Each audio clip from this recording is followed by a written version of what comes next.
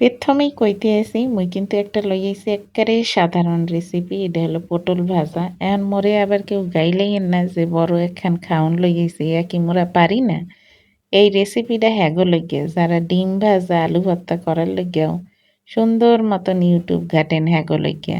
আপনারা যারা পারেন খুব দক্ষতা আলা হেরা কিন্তু দেখবেন না, ইগনোর করবেন। আর যারা দেখবেন হেরা একটা লাইক কিংবা কমেন্ট করে যাইবেন।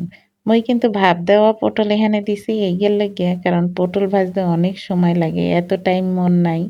মুই একটু ভাপ দিয়ে লইয়া এই তেলের মধ্যে দিছি। একটু হলুদ, কাঁচামরিচ, পেঁয়াজ দিয়ে ভাজতে আছি।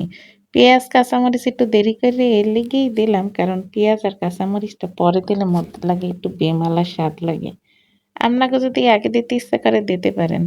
তাই মোর ভাল লাগে না দেখে আমি একটু পরে দিলাম। তারপরে ভালো মতন একেবারে তেল কড়াইতে দিছি তো সুন্দর মতন লাইরে সাইরে যেই ভাজা ভাজা হইয়ে যাইবে সেই সময় লাইরে এক্কেরে খাইবেন গরম ভাত দিয়ে। মোর কিন্তু বেমালা স্বাদ লাগে এই ভাজিটা।